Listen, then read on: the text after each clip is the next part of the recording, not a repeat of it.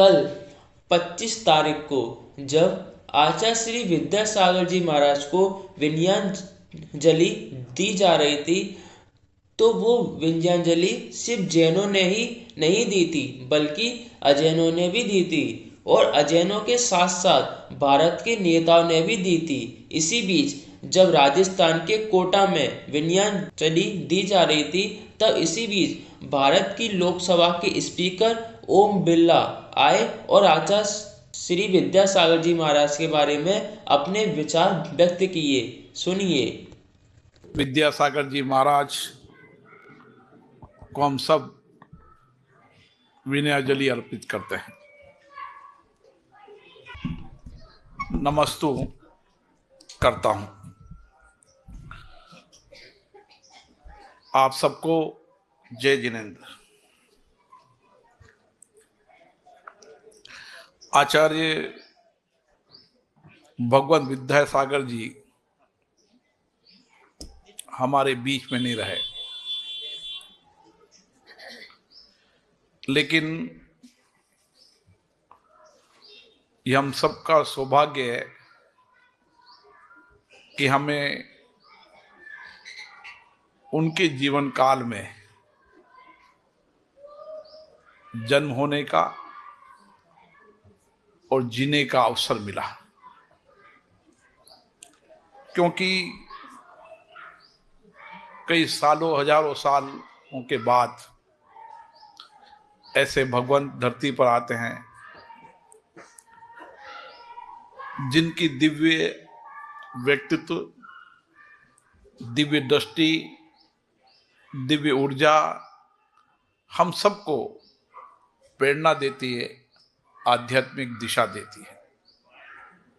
उनका सम्यक ज्ञान, सम्यक दर्शन और सम्यक चैत्र एक त्रिवेणी का ऐसा संगम था, जब कभी भी उनके दर्शन करने का सौभाग्य मिलता था, एक नई ऊर्जा, नई प्रेरणा,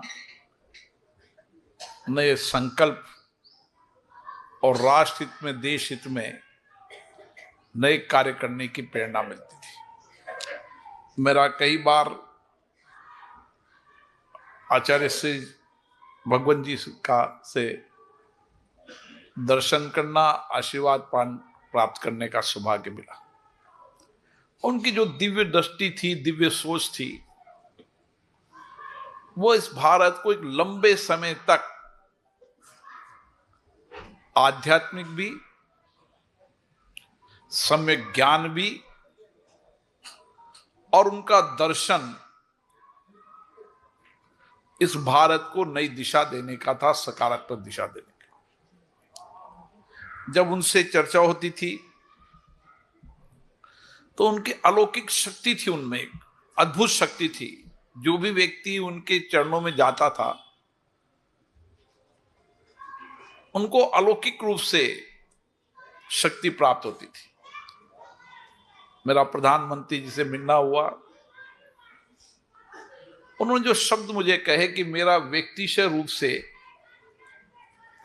उनका बहुत आशीर्वाद मुझ पर था। समय समय पर मुझे इस देश की सकारात्मक ऊर्जा देने में, ज्ञान देने में, मानव कल्याण के लिए उनकी दिशा मुझे हमेशा नई ऊर्जा देती थी। और मैं भी जब व्यक्ति से उनका आशीर्वाद प्राप्त करने का मौका मिला, जो सोच, जो दृष्टि इस भारत को आत्मनिर्भर और सशक्त देश बनाने की दृष्टि थी, वो उनके विचारों में थी। उनके विचार इतने, दृष्टिकोण इतना बड़ा था हर विषय पर। जब मैं गया था उस समय खादी कुटीर उद्योग का काम चल रहा था।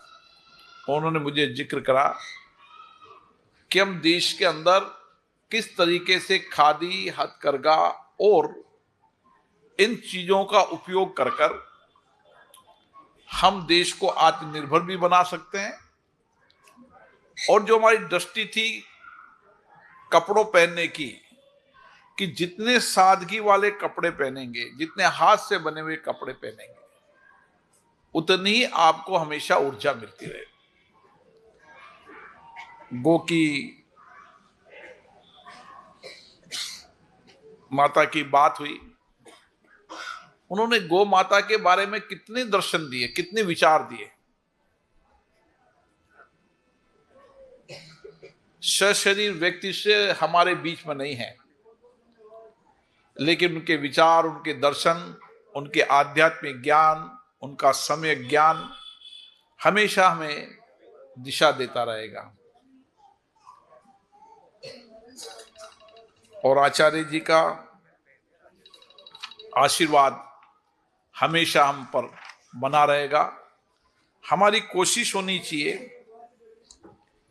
कि आचार्य श्री ने जो विचार दिए थे, जो दर्शन दिए थे, उसको आगे बढ़ाएं। आचार्य श्री जी को केवल जैन समाज से के सीमित दायरे से नहीं जोड़ा जा सकता। उनका दायरा बहुत व्यापक था। समाज के उस गरीब, वंचित, आदिवासी व्यक्तियों के जीवन में कैसे परिवर्तन हो सकता है, संपूर्ण समाज को साथ लेकर संपूर्ण समाज की दिव्य दृष्टि से, दिव्य अलौकिक ज्ञान से लोगों के जीवन को परिवर्तन करना। उनकी तप, तपस्या, साधना हम सबको हमेशा प्रेरणा देती रहेगी। उन्होंने भगवान महावीर के विचारों को देश में नहीं, पूरे विश्व के अंदर महावीर भगवान के विचारों को पहुंचाया। और देश पे नहीं, विदेश के अंदर भी भगवान आचार्य विद्यासागर जी के विचार, उनके दर्शन, उनकी सोच, उनका चिंतन, और चिंतन, भारतीय चिंतन। हमेशा मैं एक बात उनसे समझता था कि जब भी कोई विषय रखते थे उसमें चिंतन भारतीय होता था, चिंतन भारतीय आध्यात्मिक ज्ञान का होता था। मैं 1 घंटे भी बोलूं ना तो भी मैं उनकी बातों को आपको नहीं बता सकता। मैं कुछ समय मिला, लेकिन कुछ समय में उन्होंने पूरे दर्शन को, उन्होंने मुझे कहा कि लोकसभा कैसी चलनी चाहिए, लोकसभा में क्या विचार के जनप्रति होने चाहिए, उनका आध्यात्मिक ज्ञान भी हो, सात्विक ज्ञान भी हो। हम भारत के लोग हैं, ये लोगों को दर्शाना चाहिए, हमें हिंदी अपनी मूल भाषा को बोलना चाहिए। ऐसे कई सारे विचार उन्होंने भारत की संसद के अंदर इन विचारों से ओतप्रोत, इन विचारों से ज्ञान के लोग होने चाहिए, ताकि हम एक दिव्य दृष्टि इस भारत से दे सके। और दुनिया के अंदर आज हम देख रहे हैं जो विचार उन्होंने दिए वसुदेव कुटुंबकम के, कि किस तरीके से एक परिवार में रहकर हम सब सामूहिकता के साथ मिलकर, सबके सहयोग से मिलकर हम किसी भी परिस्थितियों और चुनौतियों का सामना कर सकते हैं। आज आचार्य श्री जी को मैं विनयाञ्जलि अर्पित करता हूं।